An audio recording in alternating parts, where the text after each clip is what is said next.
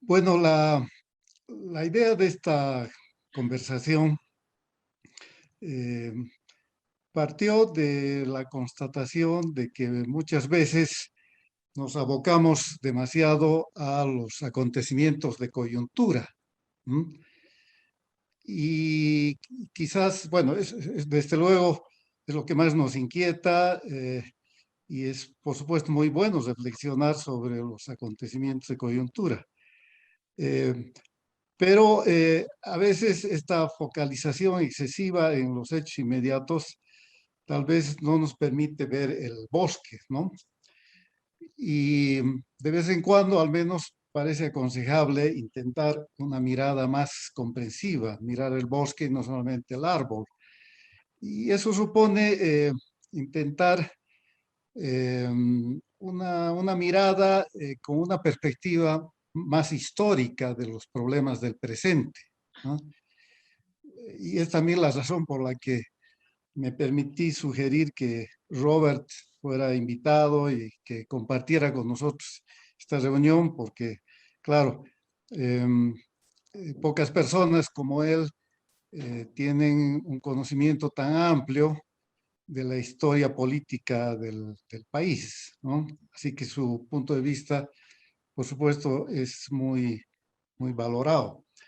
Y lo que yo voy a intentar ahora es justamente mm, no, no sustraerme a la coyuntura, a los problemas de coyuntura, sino más bien tratar de hacer una mirada, como decía antes, un poco más comprensiva, con perspectiva histórica. Se trataría, por tanto, de intentar insertar los acontecimientos presentes en un contexto más amplio. Y esto tiene que ver, por supuesto, con esta aproximación, pues, del bicentenario, ¿no? Que prácticamente está a la vuelta de la esquina, ¿no? Quizás olvidamos, pero este mismo año el Perú está celebrando su bicentenario y miremos en qué condiciones, ¿no? Bueno, a nosotros nos va a llegar muy prontito y quizás esta proximidad del bicentenario pueda ser una invitación a tratar de reflexionar sobre el país, pues, ¿no? Hacer un balance de dónde estamos, cómo nos ha ido, por qué, eh, por qué tenemos los problemas que tenemos, ¿no? Algo tendrá que ver, pues, en todo esto la trayectoria histórica que ha tenido el país, ¿no? Bueno, esta es una consideración previa para entrar ya de lleno al tema, ¿no?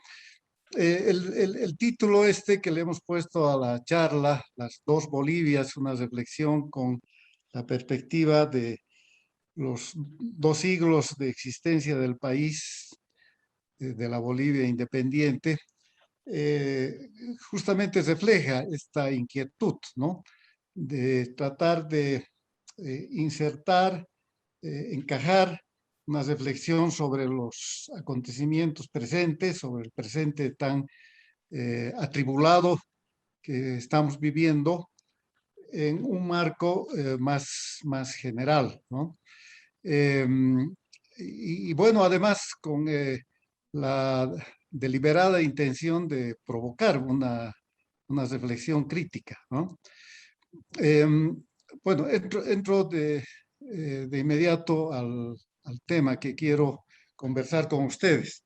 Eh, Concretamente quiero hablar de dos cuestiones que han ganado mucha fuerza en los últimos años. Me refiero a la polarización y al populismo autoritario. Como bien sabemos, estos son males del mundo de hoy. ¿Mm? Difícilmente se puede encontrar un país que no esté aquejado por estos problemas de polarización y de populismo. ¿Mm? Es casi una epidemia en el mundo de hoy. ¿Mm? Y por supuesto, también en Bolivia los estamos sufriendo, con la diferencia, digo yo, de que la polarización y el populismo, sobre todo en su vertiente autoritaria, son fenómenos muy arraigados en la sociedad boliviana. No son cuestiones del último tiempo, ¿no? Es más, yo diría que están muy arraigados en la psicología nacional, ¿no? Son parte de la cultura política del país. ¿No? Y quiero hacer unos comentarios al respecto, cómo los entiendo yo, estos dos fenómenos. Y voy por el de la polarización. Y cuando hablo de polarización, eh, pienso sobre todo, ¿no?, en la característica que tiene nuestro país, que tiene nuestra sociedad, de ser una sociedad donde es fácil encontrar que sectores fundamentales, partes fundamentales de la sociedad están desencontradas y desencontradas casi uno diría históricamente, ¿no?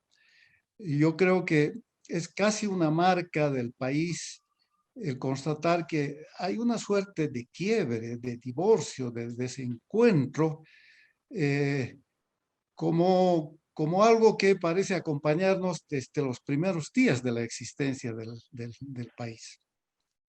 Recordemos que en todo el siglo XIX y por lo menos hasta la mitad del siglo XX, hasta la Revolución Nacional, la sociedad boliviana era una sociedad muy segmentada. La segregación social entre sectores, entre las élites criollas y mestizas por un lado y por otro los sectores indígenas y populares, los sectores cholo mestizos del país por otro, ¿no? Eran la forma de existencia del país, ¿no? Éramos una sociedad muy segregada, ¿no? Desde luego que, y afortunadamente, eh, esa segregación pues se ha superado en buena medida, pero quizás no totalmente. Y en eso ha jugado un papel fundamental la revolución del 52, ¿no?, que ha superado en buena medida esa marcada segregación de la sociedad boliviana. Pero creo que en las últimas décadas, arrancando este siglo, ¿no?, hemos descubierto que ese quiebre de la sociedad boliviana no quedó como una reliquia de la historia, sino que es todavía parte de la realidad, ¿no?, del paisaje nacional, ¿no? Y eso se manifiesta hoy día como un fenómeno de polarización política, social y territorial, ¿no? De ahí que esta metáfora de las dos Bolivias, eh, que viene de una expresión que en su momento le escuchamos al Maycu, Felipe Quispe, pero creo que otras personas también la han mencionado en su momento. Esta metáfora de las dos Bolivias, la verdad no me parece del todo descabellada.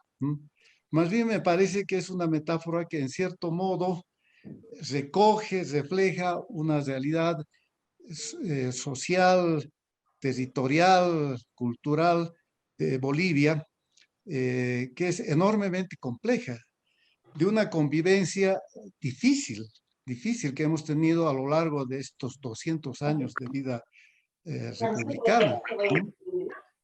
Eh, una convivencia, además, con tensiones permanentes, ¿no?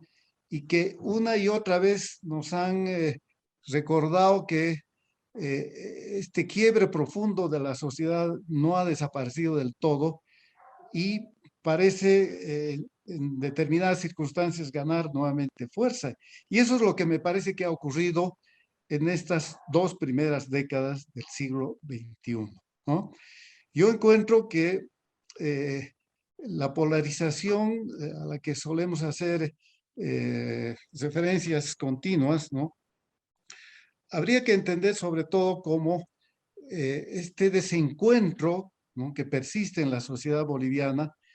Por un lado, entre, digamos, la vida de las ciudades, de las capas medias y altas, de la economía formal y empresarial, ¿no?, versus esta otra Bolivia de las provincias, del campo, de los sectores cholo indígenas, ¿no? Y no lo digo en sentido peyorativo, ni mucho menos, y que por supuesto también se asiente en algunas áreas urbanas, y ni qué decir de la populosa ciudad del Alto, ¿no? Yo creo que esas dos Bolivias de alguna manera, ¿no?, están reflejadas en estas dos realidades, ¿no?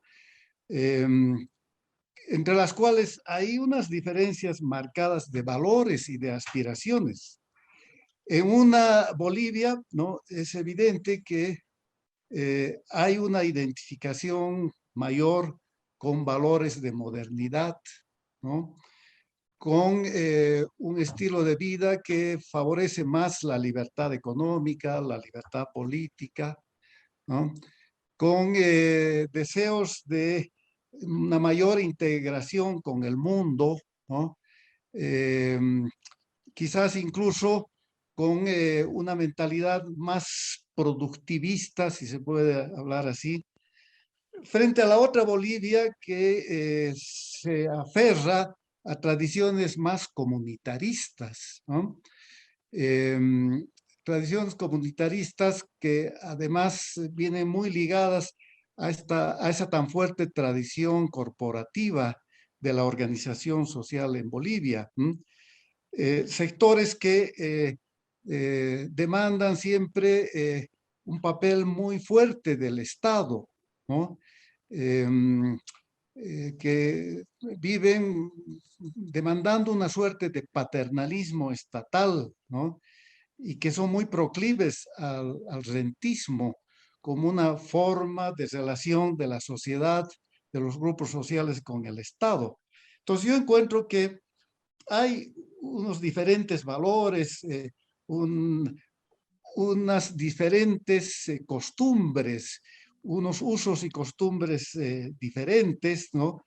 Que permiten hablar justamente de un quiebre muy fuerte. Por supuesto, esto que digo es esquemático, ¿no? Incluso podría parecer que es una caracterización a cierto punto caricaturesca, ¿no?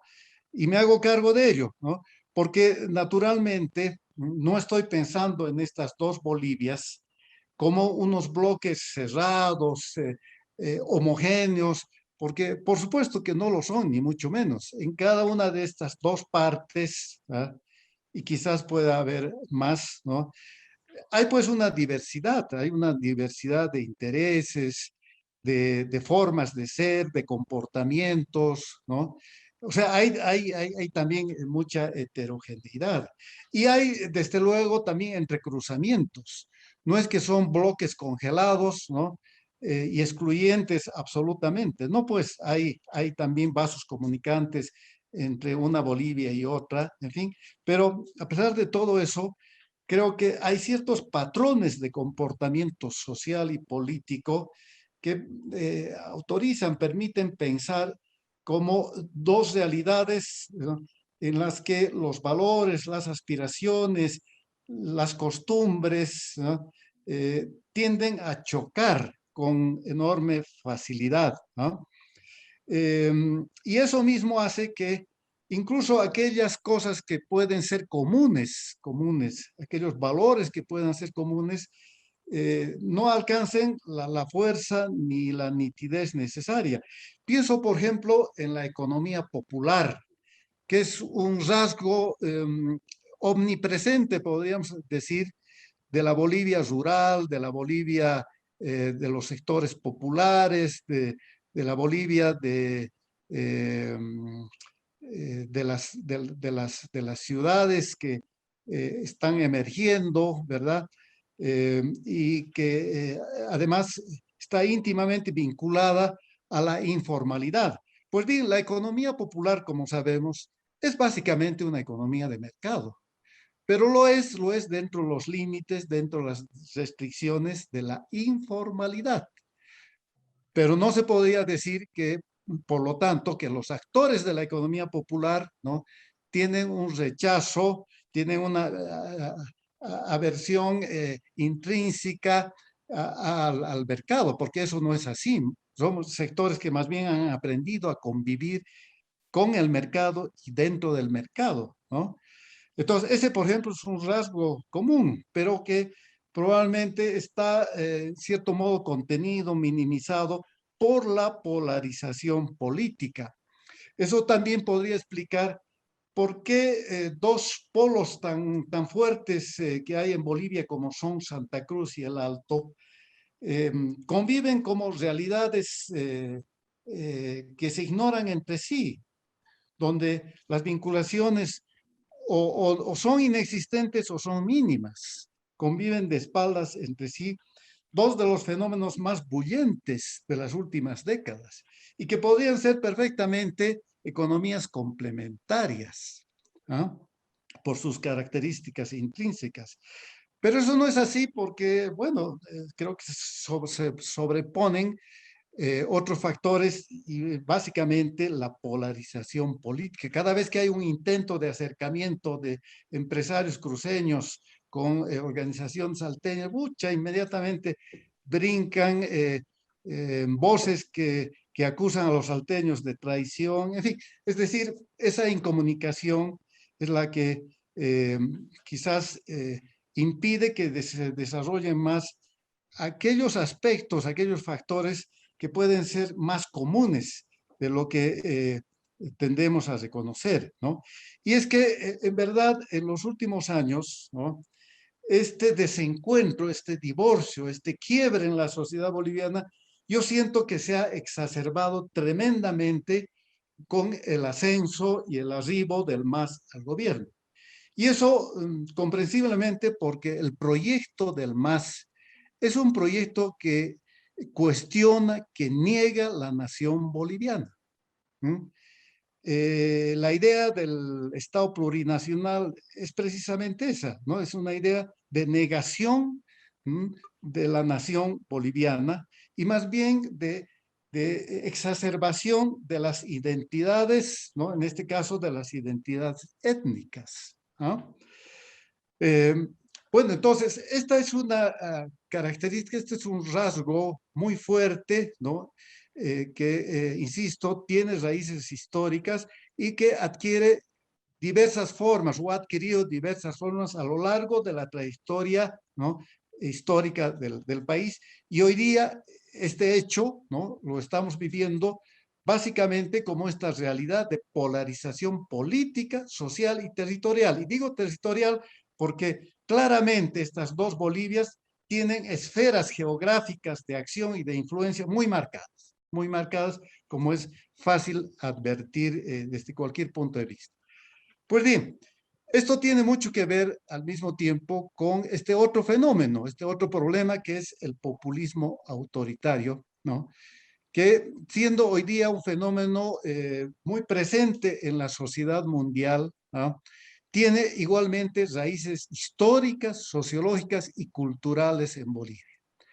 El populismo en Bolivia, como bien sabemos, se nutre de la pobreza, se nutre de la exclusión social, pero se nutre también de valores culturales como son el resentimiento, el victimismo, ¿no? Y en última instancia, esta fractura sociológica que atraviesa la historia boliviana. ¿Mm?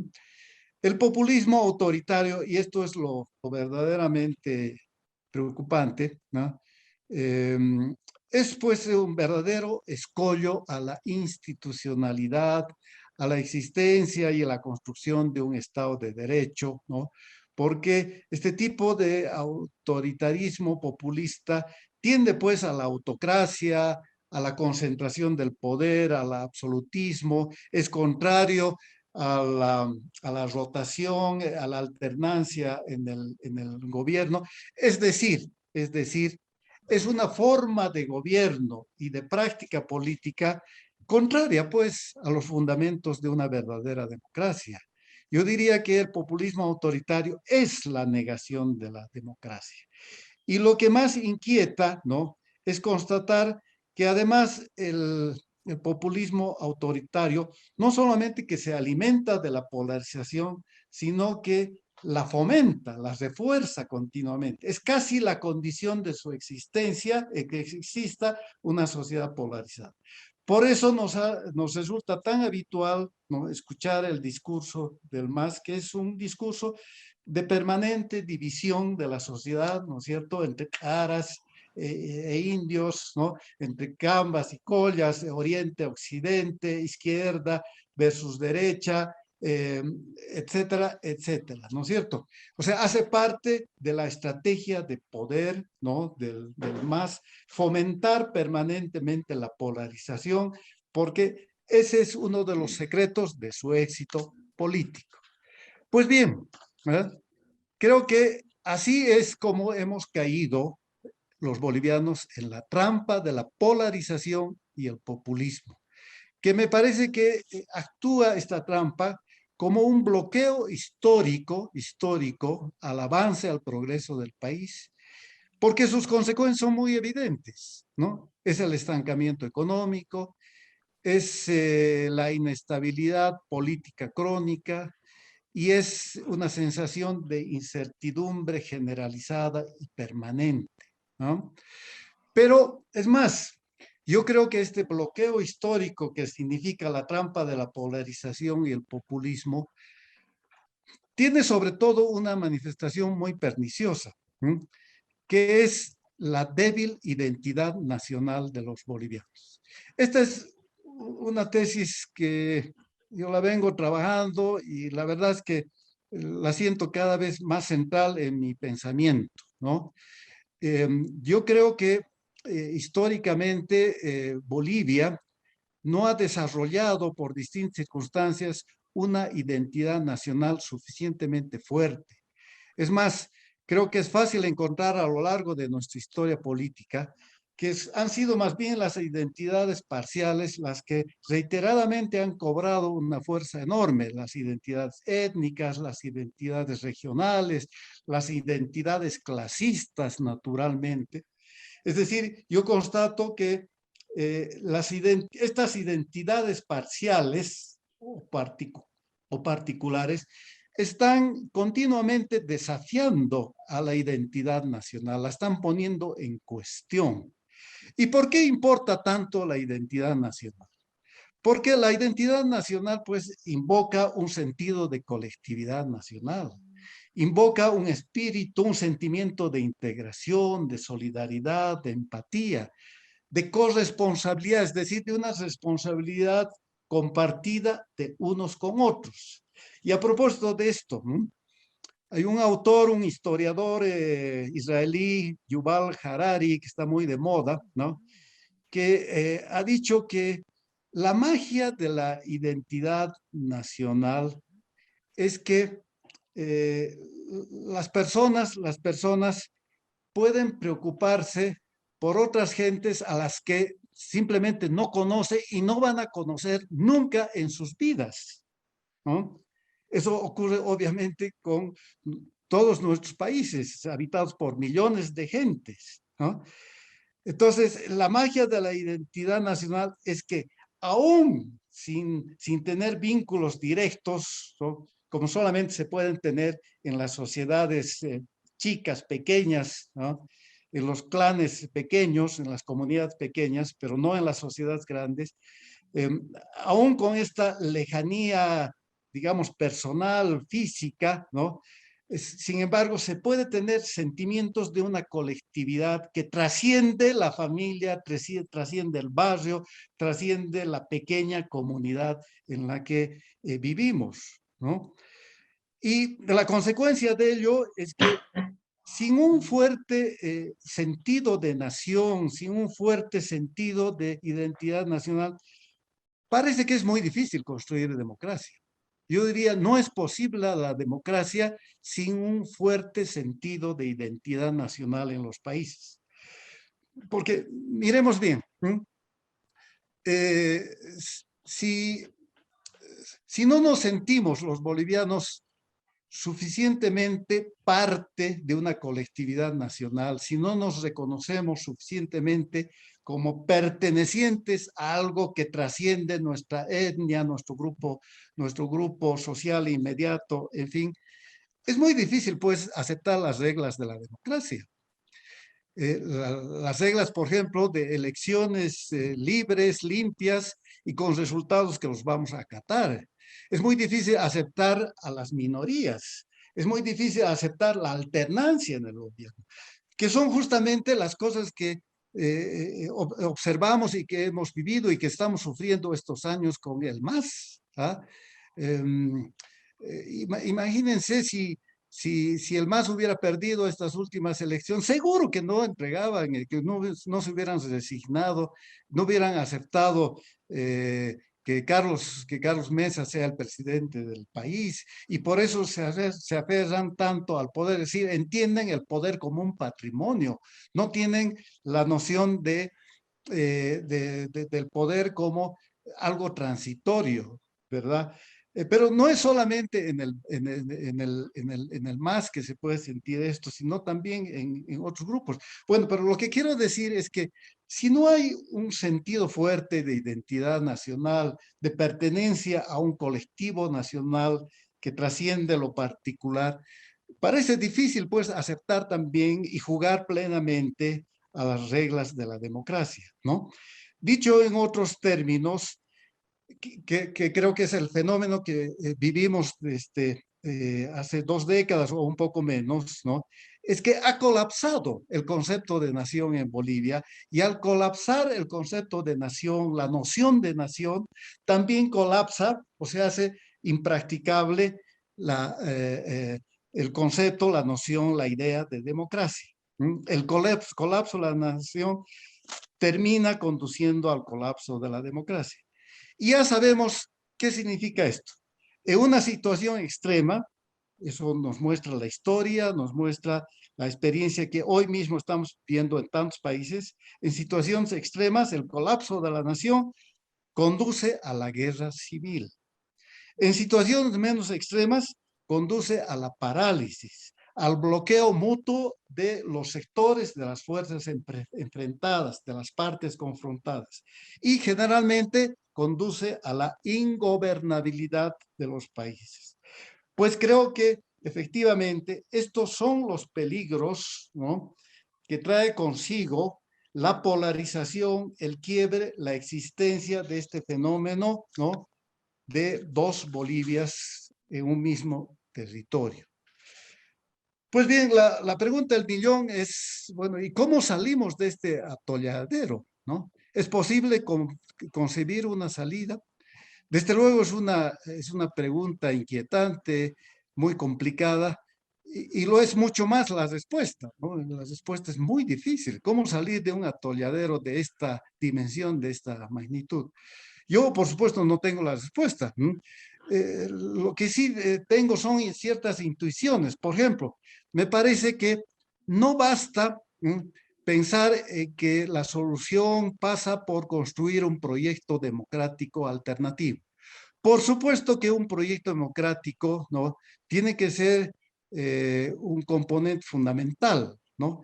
Pero lo que quiero decir es que eso no me parece, ¿no?, justamente a la luz de esta reflexión, de la constatación de este fenómeno de quiebre, de la existencia de unas dos Bolivias enfrentadas o negándose una a la otra, ¿no? Me parece que eso no es suficiente. Me parece que es preciso pensar, ¿no?, que además requerimos de un proyecto nacional que defienda, que reivindique la idea de nación boliviana, reivindique nuevamente la idea de un Estado-nación, que reivindique la idea de la integración en una colectividad nacional, ¿no?, basada en la diversidad, no negando la diversidad. Este quizás es el elemento nuevo que un pensamiento nacional debería incorporar. O sea, no estamos en los tiempos de la Revolución Nacional, cuando se pensaba la nación como una realidad, como una sociedad que debería ser homogénea o debería tender a homogenizarse, ¿no? La diversidad ha ganado carta de ciudadanía en el país en sus diversas manifestaciones, no solamente las étnicas, y eso es parte hoy día de una sociedad plurinacional, sin duda, que es muy diferente de un Estado plurinacional. Entonces, esa diversidad, ¿no? Tiene que manifestarse, ¿no? Dentro de la idea de una nación, dentro de un componente muy fuerte de integración. Entonces, para mí, si es que hay una respuesta para salir de este atoleadero, eso pasa por pensar en la necesidad de levantar nuevamente banderas, no solamente democráticas, sino nacionales. Y eso supone, queridos amigos, ¿no? También pensar en la posibilidad, al menos pensar en la posibilidad de un nuevo contrato social entre los bolivianos y entre el Estado y los ciudadanos y sus regiones, ¿no? O sus partes territoriales constitutivas. Un contrato social, por ejemplo, alrededor de la idea común de país y por lo tanto de un futuro compartido, alrededor de la idea de un proyecto de desarrollo nacional y de un concepto compartido de democracia, porque este es uno de los dramas. Resulta que en Bolivia todo el mundo hablamos de democracia, ¿no? Es también parte del lenguaje del MAS, pero no entendemos lo mismo por democracia. Los conceptos de democracia son radicalmente, en muchos aspectos son radicalmente distintos o sustancialmente distintos. Y claro, esto no es solamente un efecto de la manipulación política, que lo hay sin duda, ¿no? Es decir, de una tergiversación deliberada del discurso, ¿no? O de los conceptos. Yo creo que al lado de eso también hay nociones o sentimientos genuinos de democracia. Es decir, hay una forma de entender democracia en unos sectores de la sociedad boliviana que son muy diferentes a la forma de entender la democracia, de concebirla y de vivir la democracia en otros sectores. Es decir, en Bolivia no tenemos un concepto compartido de democracia y este es claramente, ¿no?, un handicap muy grande, es un escollo muy poderoso, ¿no? Entonces, esta idea de pensar, trabajar quizás en un nuevo contrato social, ese que no se pudo lograr, por ejemplo, en la Asamblea Constituyente, debería naturalmente traducirse en ciertos acuerdos básicos, ¿no? Acuerdos básicos, por ejemplo, en torno a cuál debería ser la dirección que tome la economía boliviana, ¿no? Porque seguimos discutiendo sobre eso, no terminamos eh, por definir el tipo de modelo económico de largo plazo que debería tener Bolivia, ¿no? Acuerdos básicos en torno a cómo debiéramos modernizar el papel del Estado, cómo deberíamos encarar una reforma judicial, que es un tema recurrente en estos días en el debate político, ¿no?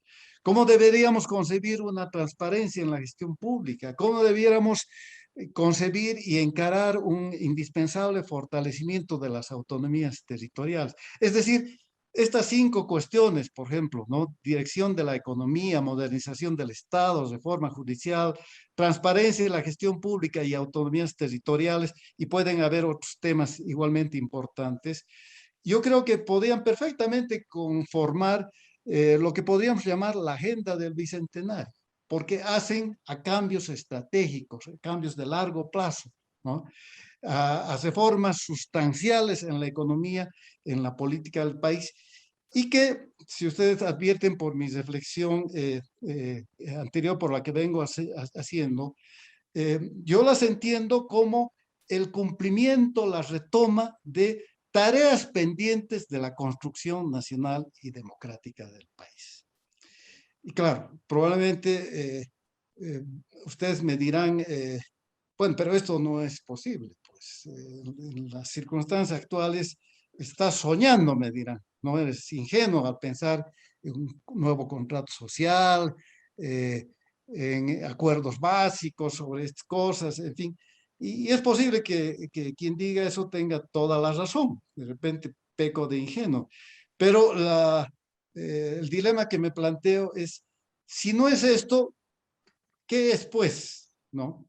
Porque lo que advierto es que todos los demás son escenarios catastróficos. Por ejemplo, ¿no?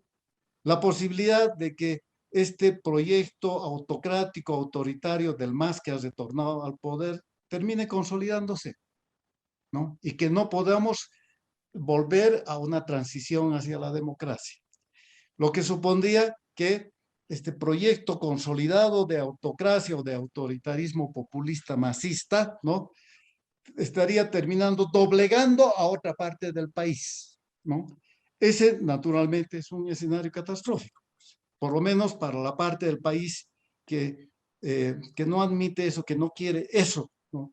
Para Bolivia.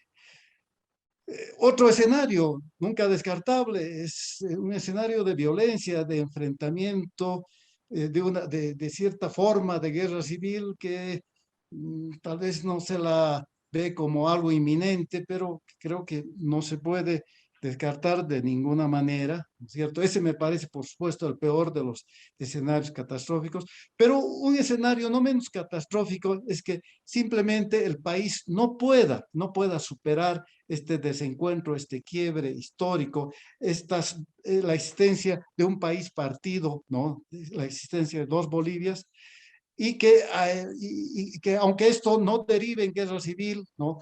O no suponga la victoria absoluta de una parte sobre la otra, lo que se dé más bien sea una suerte de empate catastrófico, ¿no? Y que eso se exprese en caos, en estancamiento, en ingobernabilidad, es decir, en la inercia que muchas veces hemos vivido en Bolivia. Entonces, estos me parecen que son ejemplos de escenarios catastróficos que no puedo evitarlos pensar cuando pienso que eh, a mí me gustaría que las cosas transcurrieran más bien en otra dirección, en la dirección de la retoma de las tareas de la construcción nacional y democrática, que puedan hacer frente, que puedan resolver la crisis de identidad nacional, que en realidad es el tema central de mi reflexión. Yo creo que eh, la crisis política que estamos viviendo tiene un trasfondo en esto que llamo la crisis de identidad nacional, ¿no? No se explica la crisis política de los últimos tiempos sin referencia a esta crisis de identidad nacional que creo que está en el meollo de los problemas y desafíos que tiene el país. Me voy a quedar aquí, Armando. Tengo un poco más de munición, pero me voy a guardar eso para El después, debate. para escucharlos a ustedes, ¿ya? Y si me permites, puedo volver a hablar más tarde.